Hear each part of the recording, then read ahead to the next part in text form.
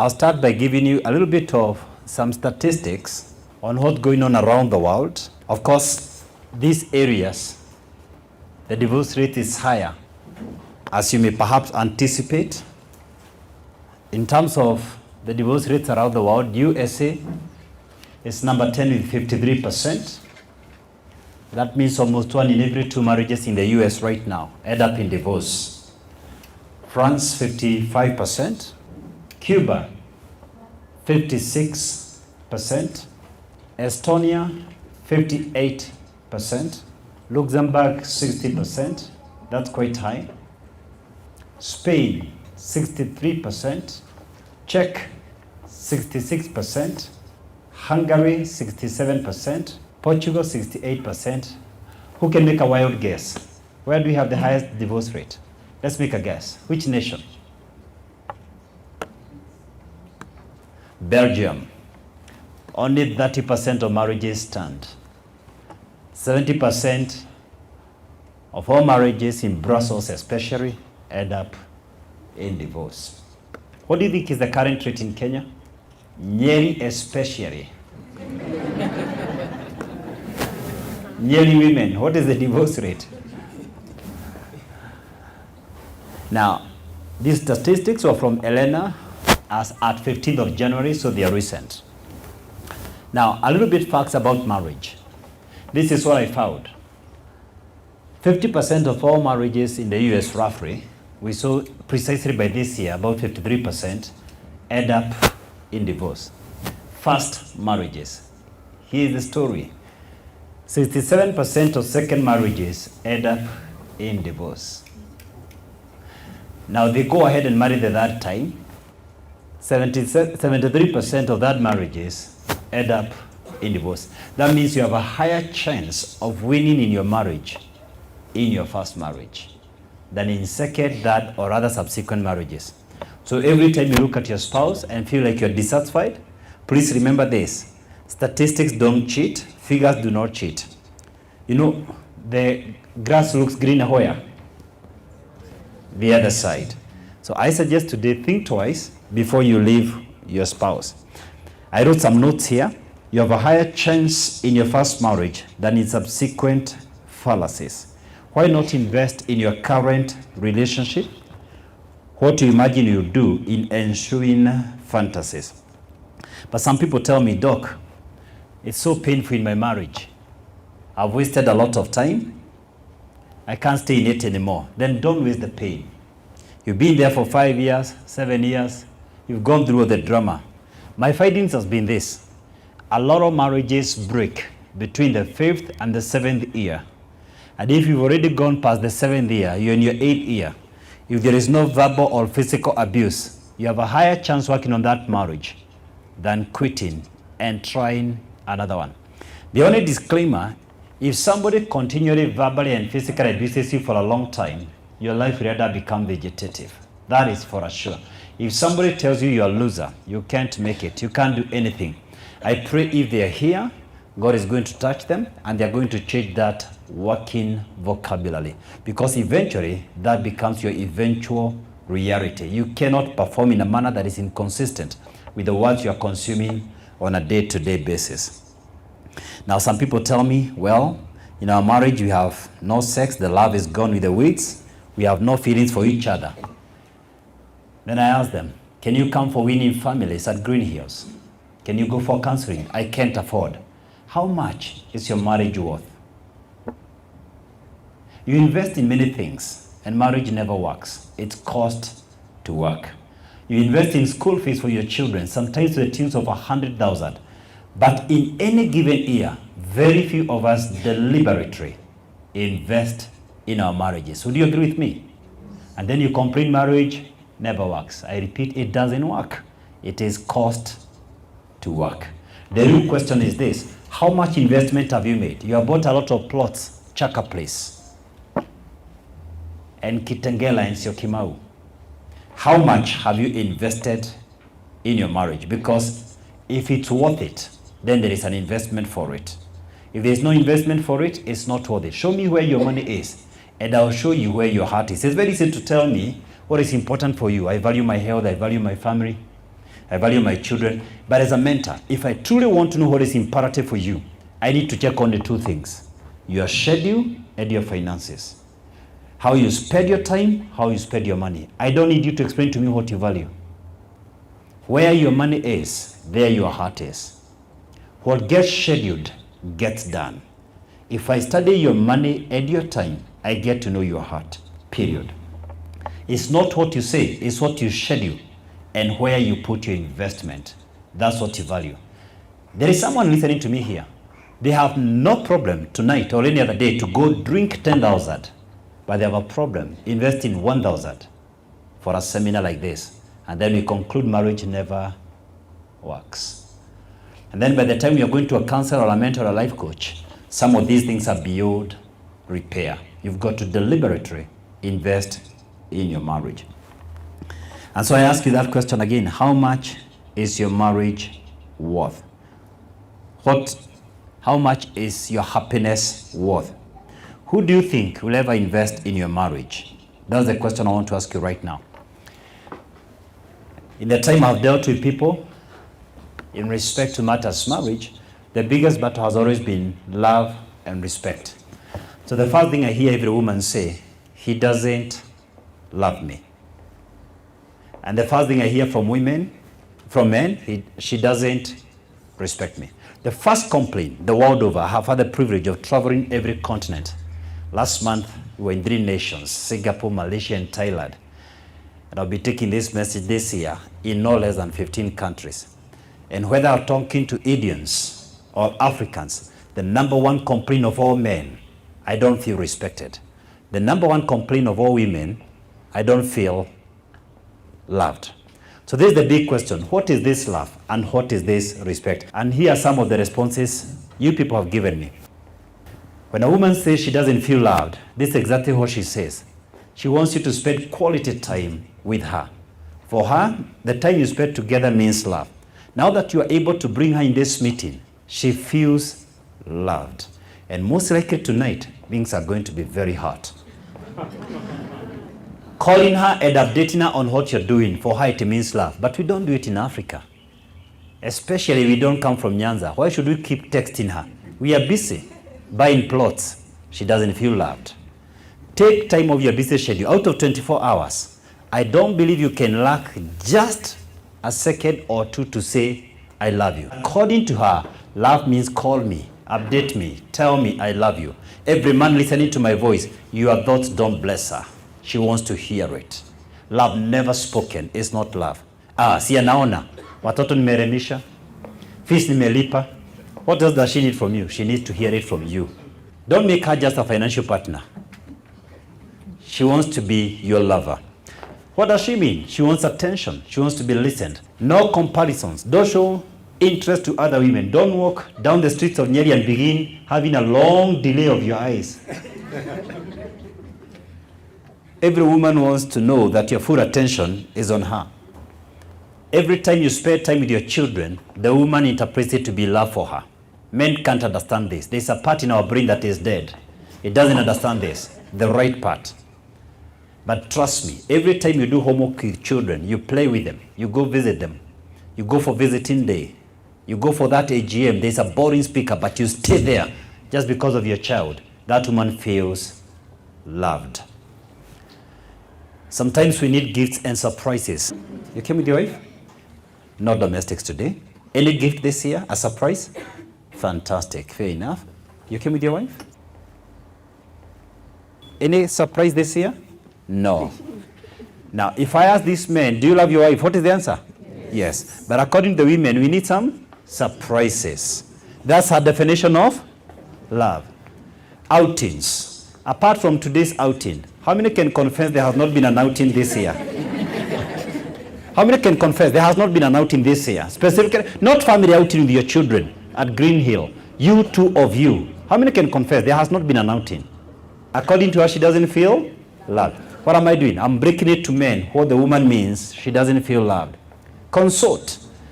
Don't bring surprises. A lot of men who buy vehicles, they will buy plots, they do things in the interest of the family without consulting. The woman feels unloved. You rush to see your mother and you don't think you're obliged to explain. Is that familiar? She doesn't feel loved. You make critical decisions in the office, including changing jobs, without consulting. She doesn't feel loved. She doesn't feel part of that family. Home chores. This is tricky. This is an area I do not do well. How many are like me? I don't do well in this area. How many men are like me? You can confess. In terms of home chores, doing dishes, cooking, this is an area we need to work on. So there are some areas I'm not doing well, and I'll be confessing. That's one of the areas I need the Holy Spirit. Daily compliments. She does it for you. She expects you to comment. Has he commented how you're smart today? Oh my God. Now here's the danger. Where are you working? Here in Nyeri. What's your name? Someone like Dorcas, when you don't compliment her, someone will do it in the workplace. So if you don't see it, another man will see it. Who loses? You lose. She'll start warming up to that guy. Even if they don't go for it, it's natural. If you keep telling me I'm smart, I'll start warming up to you. Where Gatimu? You don't know who softens her heart. Isn't it easier to say I love you? You're looking good. Your hair is good. Rather than to keep checking where and with who she is. Protection from third parties. Your woman must not compete with your mother. Your woman must not compete with your children. Your woman must not compete with your career. Even if you're here as a man of God like the bishops who've come here, God doesn't compromise your family for the sake of his family. Otherwise, the Bible gives us space for celibacy, the life Christ lived. Each of those items is a third party. Let her know that it's important for you to do that job, but you're able to balance. And the only way for her not to feel you're competing is consulting. As long as you're consulting, then she doesn't feel like a side issue. She knows she's the central issue. Now, men have a lot of complaint that they don't feel respected. And I'll try to ask a couple of questions to myself. What is this? What does he mean with respect? They don't want to be compared.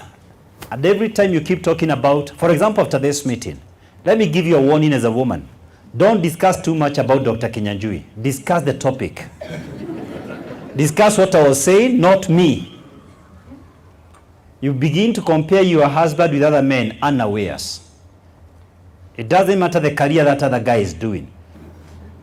Don't shout at your husband at all. Whenever you feel like calling him names of all domestic animals, take a walk, go drink some cold water, breathe some fresh air. By the time you come back, you'll have lowered your voice. It is not so much of what you say, but even how you say it. It matters how you say it. Don't correct him in public. Nyeri women, don't correct your husband in public. Can I go back to Nairobi telling them things have changed in Nyeri? Because the news the country knows is that Nyeri women can shout. Can I go back believing this is not the case? The sample I had here are people who can speak. Did you know the louder you speak, the farther apart your hearts are? The more you whisper, the more intimate you are. Consult, inform him. Don't buy things secretary. Most women from central Kenya have a secret bank account. I will not ask you to lift up your hand. Most women from central Kenya have a secret caplot. Nobody knows, but you know it. And most likely your mom knows it. It's a secret between the girls. And the moment that guy discovers, he doesn't feel respected. Don't discuss your marriage issues. One of the strange things I find with women, they discuss their husband with women who don't love them in the first place. If a woman loves you, she will not entertain you discussing negative things about your husband. Please understand, misery loves company. When somebody is going down the drain, they don't want to go alone. They could be pouring out of their own bitterness. Why sink at their level? Don't lower your standards to accommodate other rumor mongers. Raise your standards. Challenge them to begin speaking great about their husbands. Because in life, you don't get what you want. You get what you expect.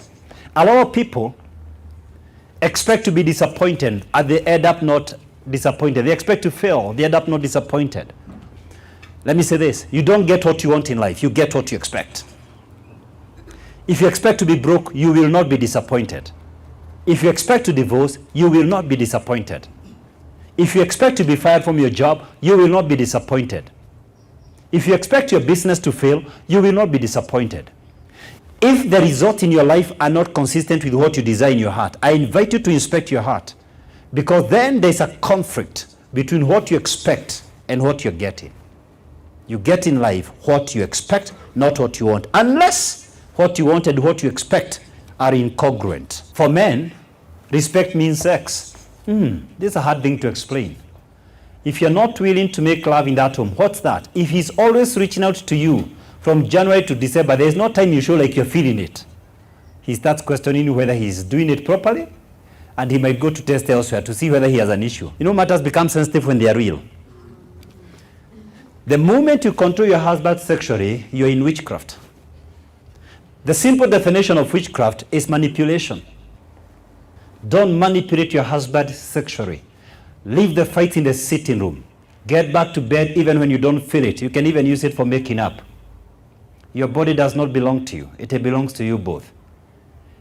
And a man can tolerate lack of sex from women out there, but not at home. He feels entitled. And you need to understand that game. There's a word here. My wife likes her hard-held. That's about my mercy. That's why I didn't want to comment about it elsewhere. I was teaching on marriage somewhere, and there's a woman who told me she doesn't like being held by the husband. What you need to find out is your wife's definition of love and your husband's definition of respect. Is this a cycle? Is this a cycle going back to where we started?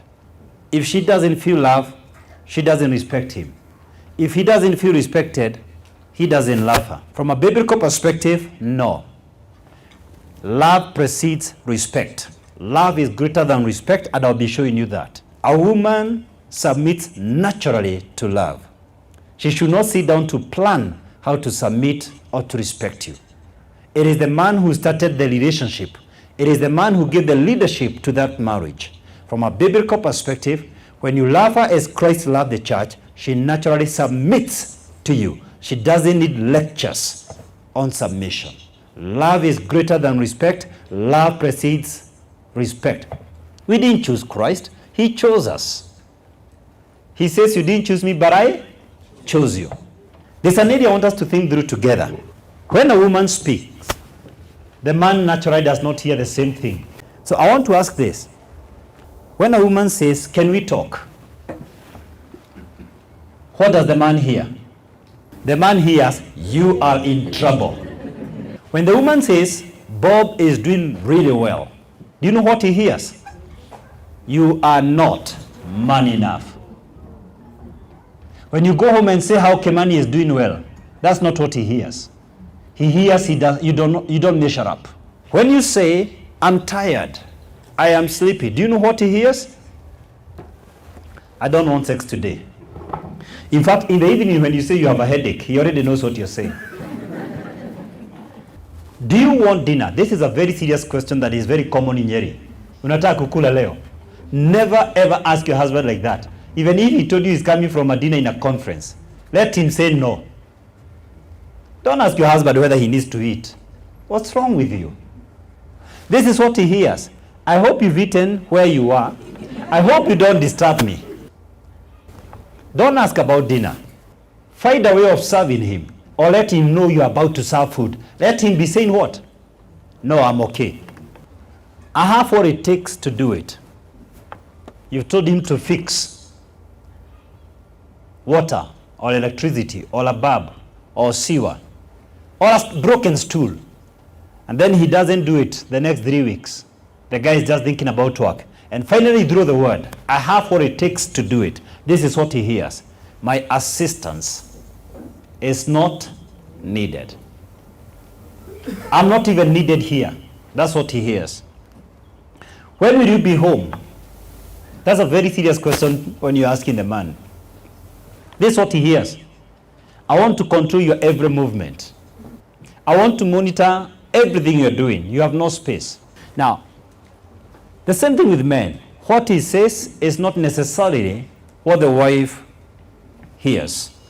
Now, when he says, here is the solution, The wife hears, I don't care about your views. Sasa, wacha nikwambie vile tutafanya.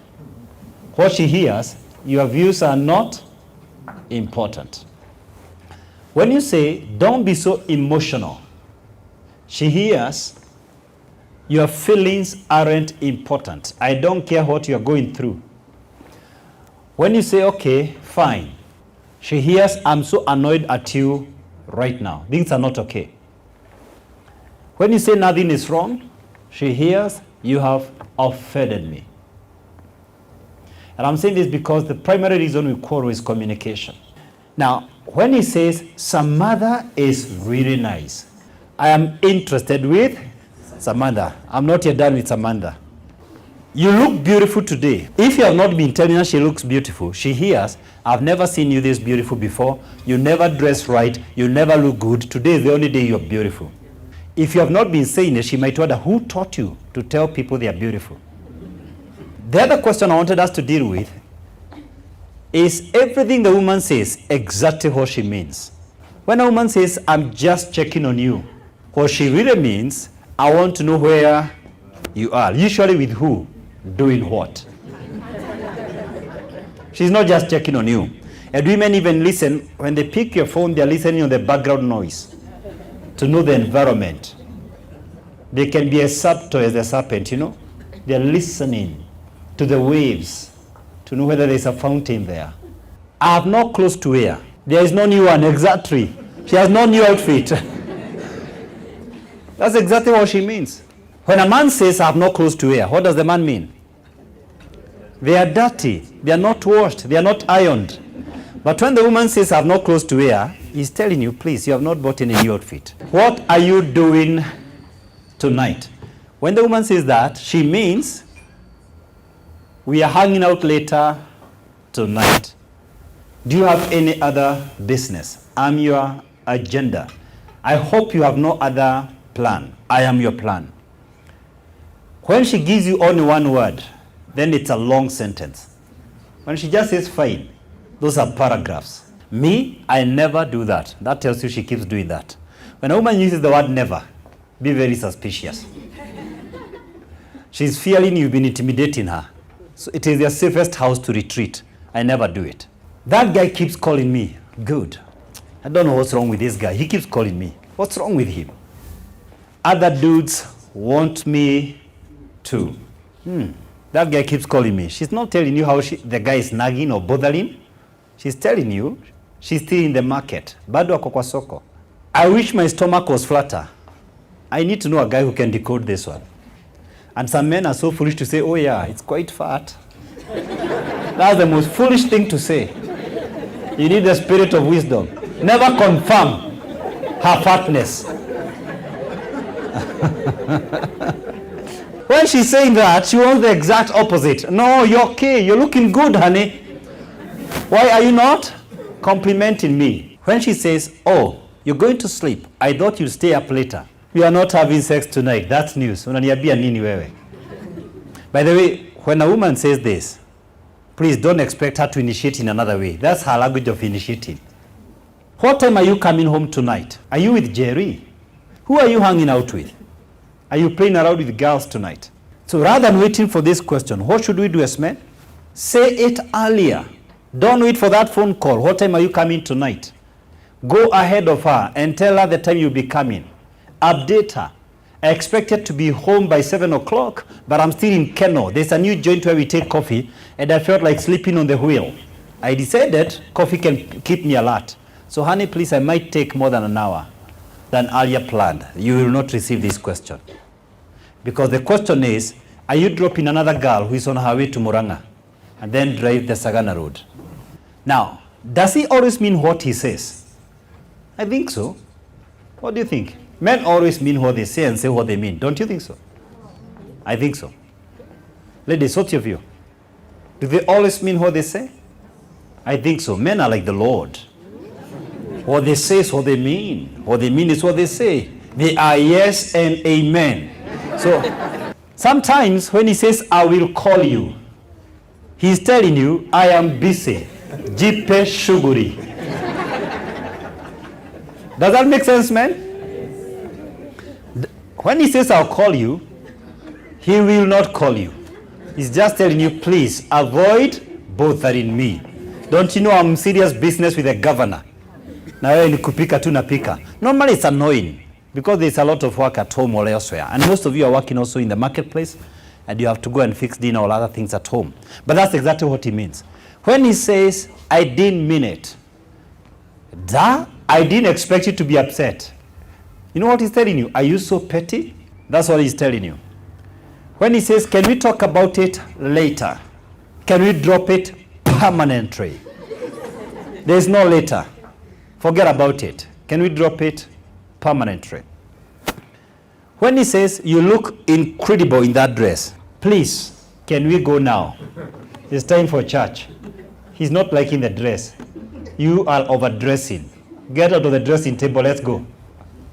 If your husband tells you very fast you're looking good, be suspicious. She's just a friend. She's just a colleague. She's just a neighbor. In fact, we were just sharing a seat together in the bus. She's still in my to-do list. I have a bucket list, climbing Mount Kenya. Samantha, she's part of the bucket list. I used a different color font there because this is for singles. The singles in our midst. When someone says, I don't want to ruin our friendship, he's telling you, I never thought of dating you in the first place. I'm fighting for a way to leave you without hurting you. I didn't know I had made such a mistake. When the man says, who? I didn't even notice her. You're just taking a walk. You're strolling here in Nyeri, Nairobi, wherever you go. I didn't even notice her. You see, there was no delay between my eyes and that other woman. We call it ogling, O-G-L-E, from the word ogle. I didn't want you to catch me ogling. It was so bad. I didn't even see her, by the way. It's so unfortunate that you saw me. The first rule of all men, they deny.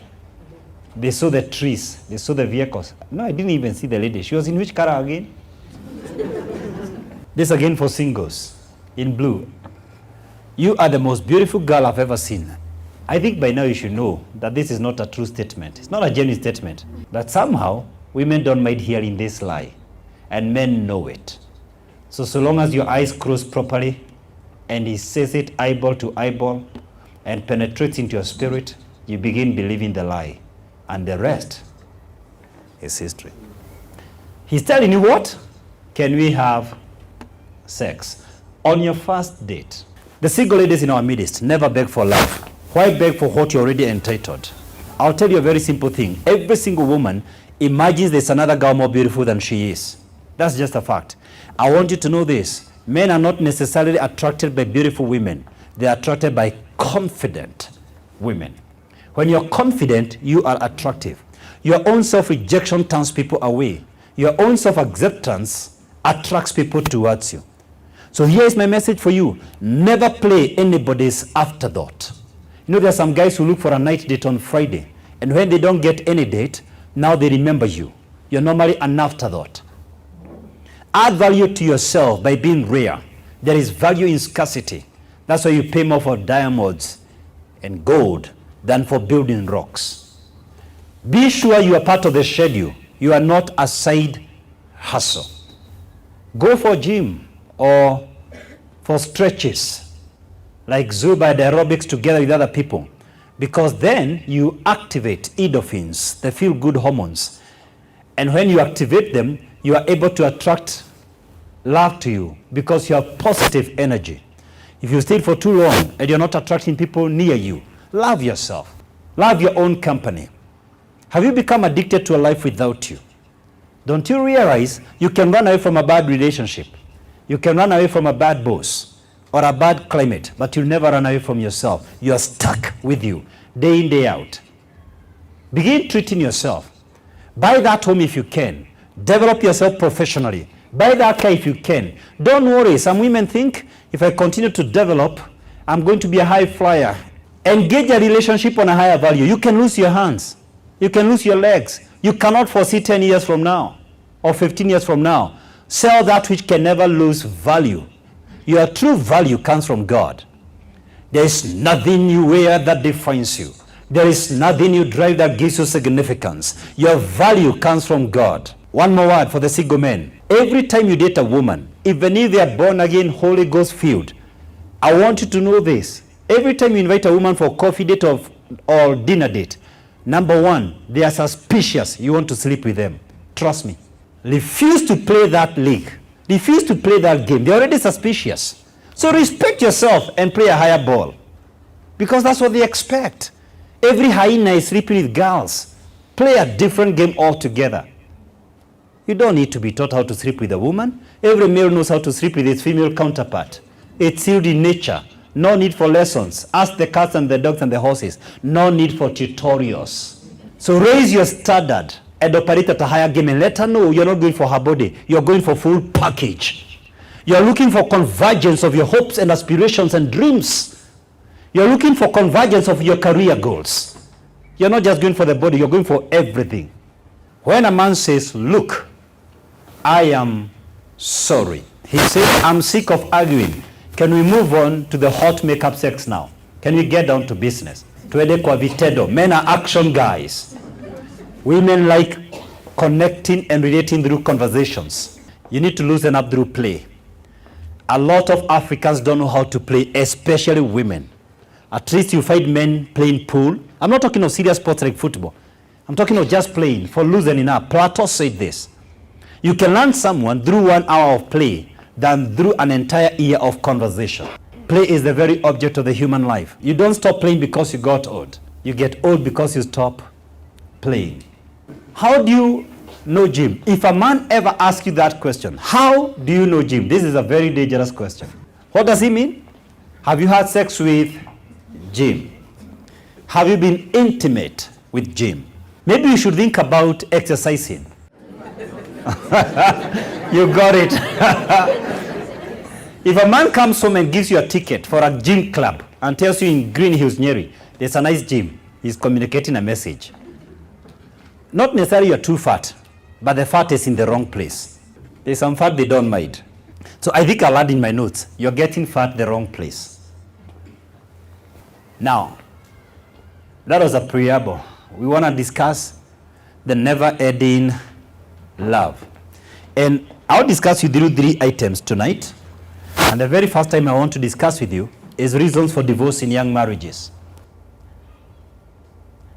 And the second thing I want to discuss with us is reasons for divorce in seasoned marriages. And by seasoned marriages, I mean those who stayed about 10 years plus. And then finally, I'll discuss an item called lasting love. I like to look at 5 reasons why sometimes young marriages below the age of 5 never make it. Just some 5 reasons. And then I want you to think critically as a couple. Think through this. Reason number 1, feeling that you deserve someone else. This is a temptation with young couple. By the time you hit 10 years plus, 15 years plus, you hardly feel such things. But this is common when you're newly married. In my notes I wrote, dissatisfaction over time will trick you into making mistakes you may end up regretting. Your spouse may have a lot of great qualities too, only if you can get head out of the clouds and take a good look at them. Sometimes why we think we deserve someone else is out of selfishness. And the way to deal with it, add value to your woman. Stop gazing and admiring other women. For the women in our midst, don't admire what other men are doing. Be supportive to this man. Be the support that he needs, and eventually you get the husband you're looking for. The second reason why sometimes we end up in divorce as young couples is feeling constrained. If one party feels like the marriage is holding them back from achieving their true potential, be it a career option or racking up notches on the bedpost, they risk divorce. If you feel like you're too good to be tied down, big chances are you look for every opportunity to break out of the cage when no one is looking. And I can tell you, a lot of women, the moment you climb up the corporate ranks, you begin thinking your husband is holding you back. Some men, however, develop all alone. They don't develop together with their wives. You go back to school, get a master's degree, perhaps a PhD. and you started together as P1 teachers, but you decided to develop yourself in your career all alone. Finally, you start being attracted to people at your new level. Shame on you. Grow together. Develop together. Don't forget the foundations where you two began. The third reason why young marriages break is lack of communication in marriage. Now, communication isn't just about talking to each other. Communication is about understanding each other clearly and learning more about each other. Most couples talk, but few communicate. A relationship without good communication is a time bomb waiting to explode. Now, communication, the worst thing about it is the delusion that it has taken place. People talk, few communicate. How do you know you have communicated, and what's the difference between talking and communication? You only know you have communicated when you ask for feedback to clarify whether the other party understood exactly what you said. The same word has different meanings. That's the primary reason I showed you what you say and what is being heard. What you say and how it's being heard, how it's being interpreted, are two different stories. So always clarify from your partner whether they understood you. Be sure you are reading from the same script by asking for feedback, asking for questions. And by this I mean including the nonverbal cues, facial expressions, body gestures, body language. Do not invalidate anyone's feelings. If, for example, this lady was married to him, she could have started arguing, you don't need a tie, it's an afternoon, it's Sunday, isn't it? But this is what he thinks is smartness for him. And this is what he thinks is smartness for him. Don't fight over this. Unmanaged expectations. In my notes, unmanaged expectations are the very seabed of defeat. For many marriages, it is the next step in the great way of life. We get into marriage with expectations from each other and from the relationship. And at times, the expectations are not mutual. At the time we get married, each party assumes expectations will automatically be met. And I say assumptions are the termites of relationships. If you sell a lie because you flashed out money in that relationship, the one place that will flash out every lie is marriage. You can act in public an image that is fake. You can fake it to the society. You cannot fake it in marriage for a year. Even before 3 months, marriage literally brings out who you are.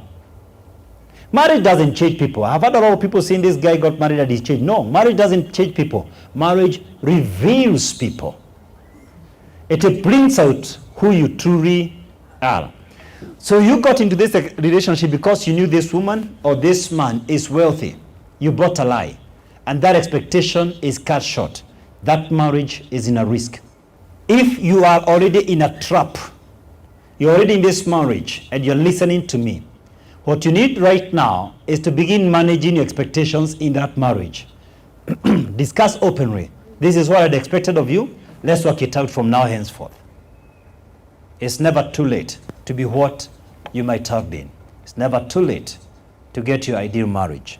The fifth reason why a lot of young marriages break is a lot of mistrust and insecurity. The older you get, the more you give each other space. Do you really trust your spouse?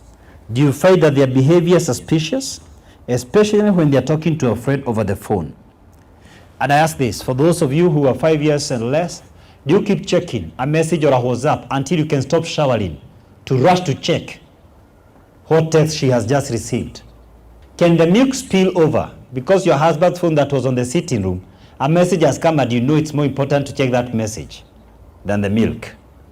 Then there's a lot of mistrust and insecurity. I have good news for you. Don't worry, by the time you're 15 years, you'll not be checking his phone. Trust is an important pillar in marriage. I'll touch about it slightly after this. If you can't trust your spouse, you definitely can't survive the marriage.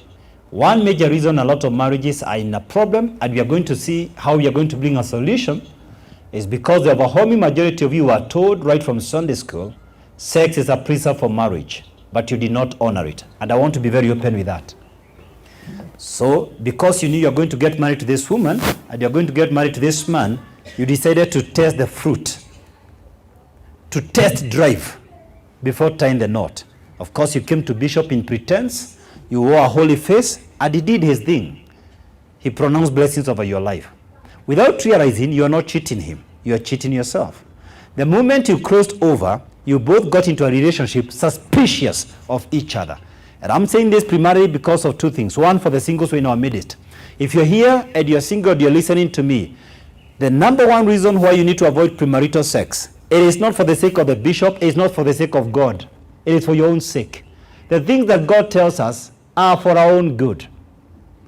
The moment the two of you honor that promise and cross over without getting to bed, you'll always be convinced that this is a man I can trust, this is a woman I can trust. You start your marriage on the right foundation.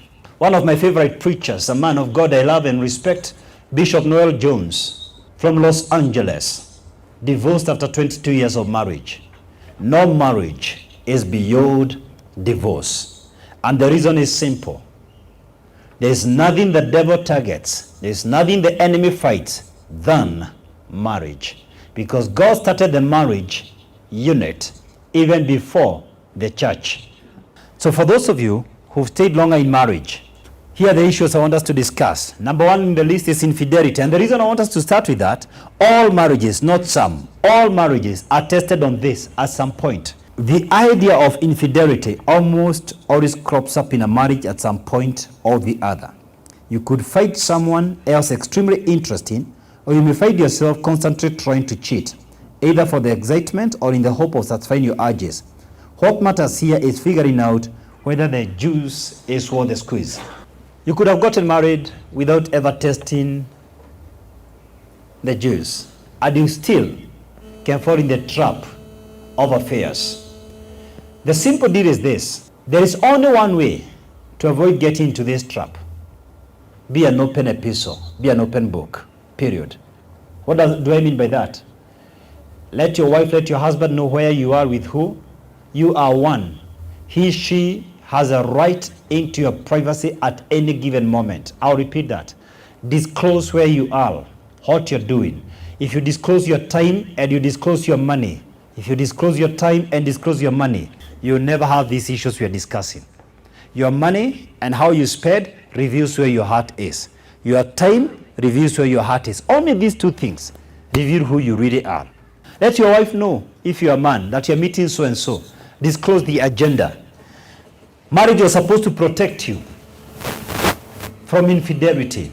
Unfortunately, marriage has also become a source of infidelity. Sleeping with your secretary, sleeping with the guy who delivers grocery at home, sleeping with your gardener, visiting the red districts is too cheap a standard, is too low a standard. Sleeping with your colleague at work, sleeping with your neighbor, sleeping with a family friend is foolish and intolerable. Granted, we can't change our past. There's nothing we can do about it. But we can change our present and our future. Pacify your animalistic instincts by focusing on our human values. Tame your wild passions by focusing on a higher standard. You are created for a higher ideal. Be a promise keeper. Otherwise, the Bible wouldn't say free sexual immorality. Any command is based on a choice. You have no choice over feelings. That's why I said we cannot condemn feelings, whether you're feeling hot or cold. But where there's a command, then there's a choice. If there's a command, there's a choice, a human choice. Number two, emotional affairs.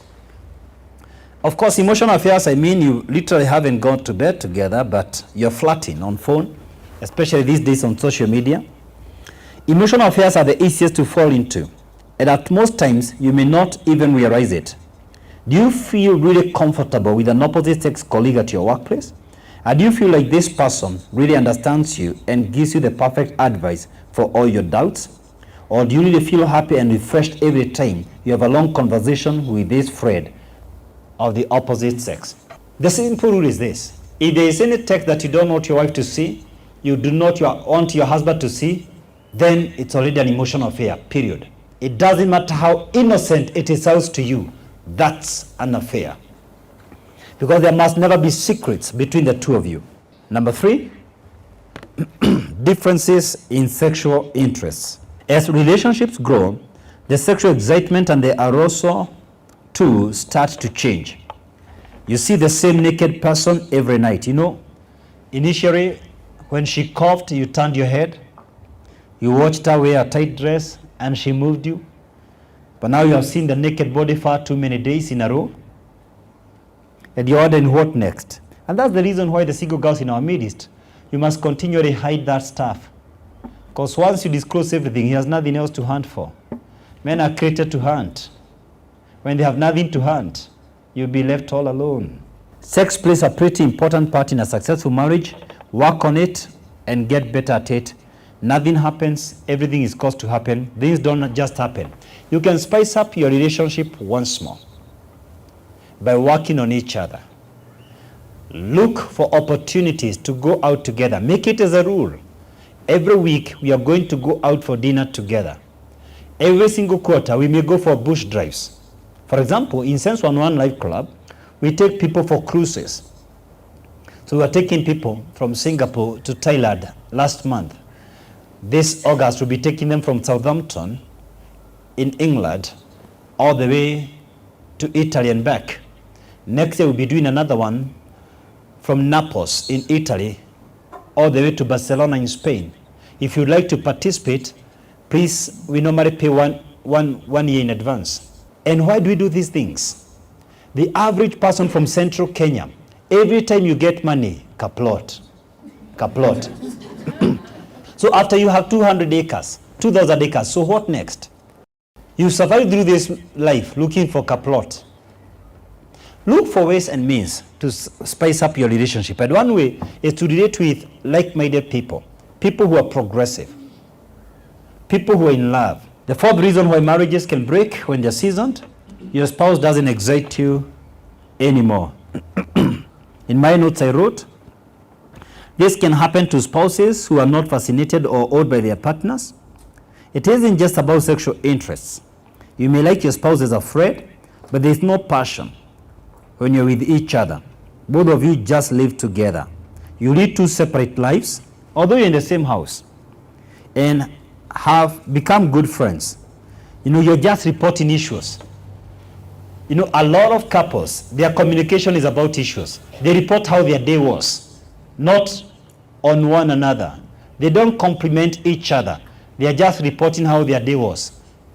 You become two wheels of a cart, a roller coaster. You're just business partners, but you're no longer love partners and life partners. Why do these relationships collapse? Number 5, money. Money always has a way of making life better or making life worse. There are only two extremes and no middle ground with money. Are you dissatisfied with your spouse's earnings or monetary investment?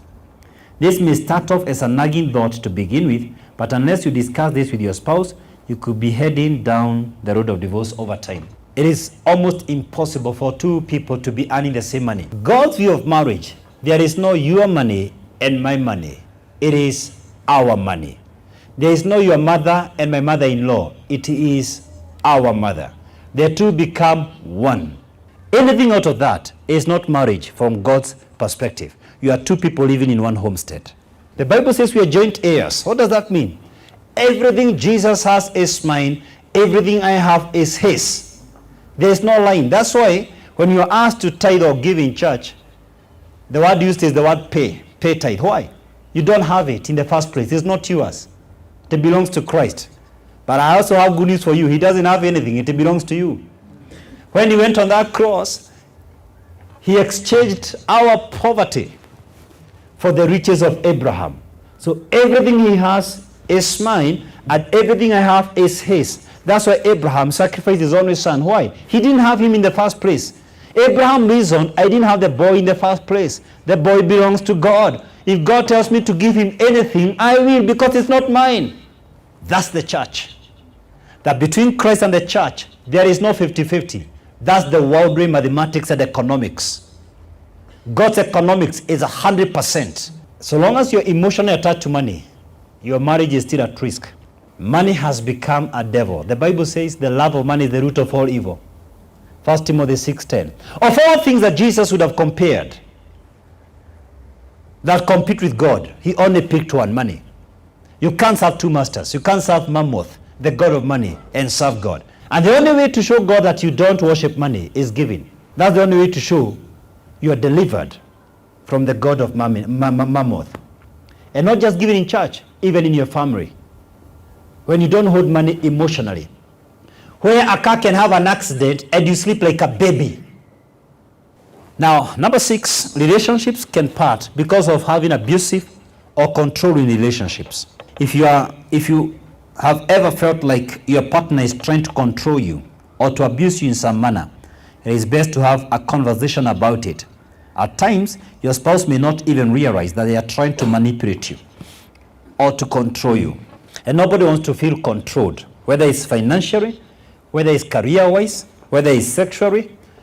Manipulation, I called it earlier on, witchcraft, and it was not a joke. So if you feel somebody does not want you to climb up the career ladder because they're insecure, discuss with them. Sometimes it's possible you want to develop professionally, but your partner is not ready. Encourage them, motivate them, inspire them. But if they are not still ready, then please request them to allow you for the good of the family and you pursuing your goals in life. Number 7, priorities change. They don't stay put. Things change. Changing seasons. Shifting tides. Sometimes you can find somebody who used to be very good in evangelism. 10 years later, their heart is no longer there. You can get married to someone, and after a year or two, the same things they valued, they become very relaxed. See, a marriage is a lifetime of togetherness.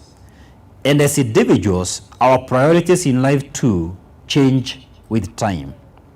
If you want to have a successful marriage and avoid any reason for divorce, learn to understand each other's priorities. Don't expect your partner to stay the same way forever. Talk to each other and help each other become better individuals, and you learn to fall more and more in love with each other. Number 8 and the last one, addictions. Now, this may not necessarily be a major issue here. I know here we love the Lord, but sometimes addictions are not necessarily about cigarettes. It's not just about alcohol. Even sex can become addictive. There are people who have zero control. Addictions can come between two partners in a big way. Do you have any addictions that bother your spouse? Addictions may not affect relationships directly, but your dependence on the addictions and the way it affects your life may affect your marriage. But I may want to ask you, looking at these 8 items, together with your partner, which area do you think you need to work on? For some of you, you only need to work on one item. For some of you, you need to work to 2 or 3, or even more. But it's possible there is someone listening to me here, and they need to work on the entire list. Now, every love will be tested, and love is tested by the great D. Every marriage is tested by the great D. What is the great D? This will test your marriage. Distance. Demands. Let's take our children to an expensive school. Every woman believes good education for children is paying more than the husband can afford. So these demands keep coming. These demands will test you. Delays. What was supposed to be done was not done within your own timing. You'll be tested by differences because not two people are alike. You realize your preferences are not her preferences. You are different personalities. And one of the greatest tragedies in relationships, we are busy trying to change the other people. You can't change anyone. Pray for them, work on me. Change me, pray for your partner. Work on yourself, pray for your partner. We are doing the opposite. We are busy changing our partners and trying to pray for them. I suggest today, those differences will stay. It is these differences that attracted you together. You are only together because you're very different. You hardly get married to someone who is like you. So those differences are there to stay. You'll be tested by another D, defects. Before you got married, you didn't know she has a big scar or flaws. You didn't know this guy has some addictions. You had no clue how his mother was because you're not getting married to the mother, isn't it? So the defects begin. Doubt. Men are promise givers, not necessarily promise keepers. He promised a lot. After some time, you begin to doubt his promises. You realize after all, they were not yes and amen. Despair begins to crop in your marriage. And it comes because of doubt and defects and differences and delays and demands and distance. And by the way, this thing called distance, you decide to work in South Sudan and your wife is in Nyeri, or your wife is working in Malindi. Eventually, physical distance creates emotional distance. Sometimes in marriage, you have to make tough choices. So why do you want to separate with your spouse? Why can't you sit down together and trust God to give you an idea that will keep your marriage intact? You just need to have your priorities right. Be together. Don't allow distance to separate you, because physical distance with time creates emotional distance. There's another D called defeats. Not everything you're going to start is going to succeed. And what we have learned with mercy over the time, don't focus on perfection. Focus on progress. Don't focus on what could have happened. Focus on what you can do now. Disappointments can separate you. Depression can separate you. Disease. There are couples who separate because somebody fell sick or became disabled. Sometimes things may come through your life, sicknesses you never thought possible. Will you still stand? And finally, the last D, death. And there's nothing much you can do about the last D. Lasting love makes the right choices. It makes the right choices. Love produces feelings, but love is not a feeling. Love is a choice. You choose to love. That's why it's a command. I say this, love is not a feeling. You don't love when you feel like. You love by choice. The only reason I give my love to Mercy and not to any other girl, when I look at a glance in this hall, I'm seeing exceptionally beautiful women. My goodness, women who can make my heart go paragasha. The only reason I'll not make any move is not because I don't feel it. It's because I choose not to. Because love is a choice. It's not a feeling, but it produces feelings. But it's not a feeling. Love is a choice. That's why God commands every man to love your wife as Christ loved you. God cannot give a command based on a feeling. It is because you can make a choice to love or not to love. Number 3, love accepts assets and liabilities. Some people just want the assets, not the liabilities. Too often we focus on what we don't have rather than on what we do have. Everyone has uniquely designed flows. God in his unique wisdom ensured each one of you listening to me has custom-made flows. None of you is perfect. Regrettably, a lot of spouses focus on the defects of their partners. In the long history of mankind, no one has ever erected a statue in honor of a critic. We elect statues in honor of those who encourage others.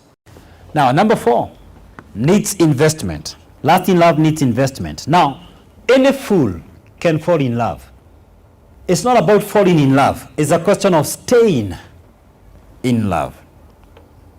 Only the wise can stay in love. If you plan to give her flowers, you know, I have seen a trend in Kenya. When somebody dies, you couldn't buy her flowers when she was alive, but you bought her corpse. If you ever plan to give her flowers, give her when she's still alive. Why do you say flowers are for the white, yet you bring them during burial? Is the veil only lifted during the funeral? Here's the deal. Do what you have to do when she can appreciate it, when he can appreciate it. Love trusts. When you don't trust people, you limit them. You see, when somebody knows you don't trust them, they go an extra mile to prove to you that they are not trustworthy. Let your wife feel celebrated and honored, and she'll look more beautiful to your eyes. You finally get what you expect. If you expect a bad thing, you'll always get that bad thing. Love extends grace. We are both imperfect. We need to extend grace when our partner's flaws irritate us. Lasting love disregards other faults. Grace and forgiveness are the foundation of lasting love. Marriage is a union of two forgivers. It's not always necessary to defend. Learn to plead for grace. I'll request the men to read these words.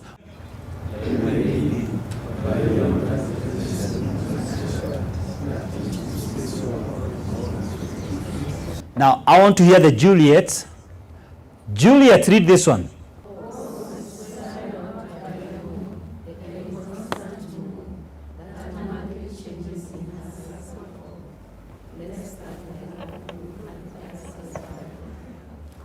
You know, Juliet was right. He's swearing by the moon that he'll always love her in basic language. And Juliet is challenging. I think I don't want you to swear by the moon. Why? The moon keeps changing. We have a crescent, we have a quarter moon, a half moon. If your love will be changing like that, I don't need it. I need something more stable like the sun. You get the message? I think she was right. Do you think so? The lady was right. Now, I'm going to give you 14 definitions of love. Let's try together. Number 1, love is patient. Number 2, love is kind. Okay. Now, love is patient, meaning if things are not moving as fast as you expected to live in your own house, love is patient. Love is kind. This, I'm talking to men. Be kind to that girl. Just be kind.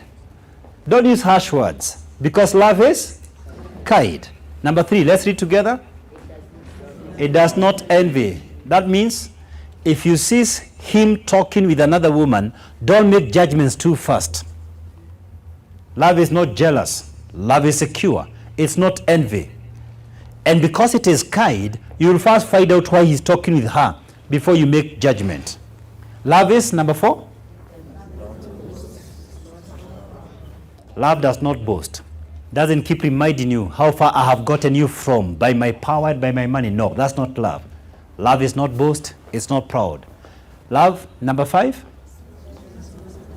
does not dishonor others. In other words, it honors. Honor is a big word. It's beyond respect. It is adoring. And the Bible does allow us to honor one another. Number 6, even in small things in the house.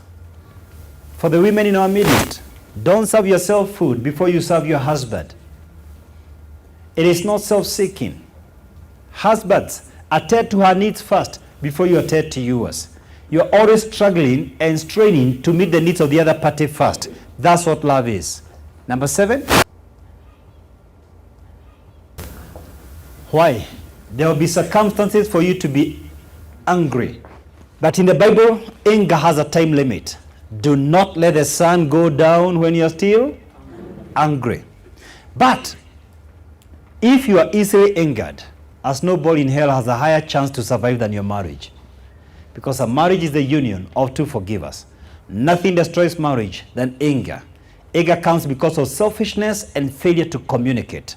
You always think you're right and the other party is wrong. Love is not easily angered. In fact, love says, you are better than I. Have this same mind that was in Christ Jesus, that although he was God, he did not count it robbery to be equal with God. But he regarded himself not to be counted equal with the Father, although the Bible tells us they are one. Then Paul writes, consider others better than yourself. And he gives the comparison of Christ. It keeps no record of wrongs. I don't know whether when I come to your desktop, your laptop, I'm going to meet a folder of the date and the hour of what he did to you. Women are better in these records than men. It's okay to write when you're angry, to vent out. Write everything you feel like telling him. Once the steams go down, delete that document. Love keeps no record of wrongs. Number 9, love does not delight in evil but rejoices with the truth. Sinijua tu utaanguka. No, it delights with truth. Together, let's read number 10. Always. How many times does it protect? Always. You hear somebody telling you your husband is moving out. Be the first one to deny it, even when you do not know the truth. And ask them who told them to be your spies. Protect your marriage. Details later. You have not assigned anyone to be your watchdog. And the word here is always, in bold. Let's read together. Always trust. Even when you don't feel like. Always trust. Together. Always hopes. Always. Together. Always perseveres. Finally, love never fails. By the way, this is not my discovery. This is not my definition. Who can tell where I got it from? 1 Corinthians 13. Now, what is love then? If love does not fail, if it always protects, what is love? I read a scripture that confused me. Hosea 3:1. I've never understood why God would advise anyone such a thing. Bring her back even though she's adulterous. How can you love such a person? That's the question I ask. How can one love like this? Is it possible? What does it really mean? Love never fails. Now, I found the answer. Whoever does not love does not know God, because God is love. Now, how can I say love never fails? Who can answer me? Because God never fails. That's the answer. God never fails and God is love. So love never fails. It's impossible to love when you're not in God. We are given many attributes of God, but one is unique. It says who He is. He is love. Outside God, there is no love. As we all know and rely on the love of God for us, God is love. Whoever lives in love lives in God, and God in him. This is again a direct citation from scriptures. The truth sets free. Thank you.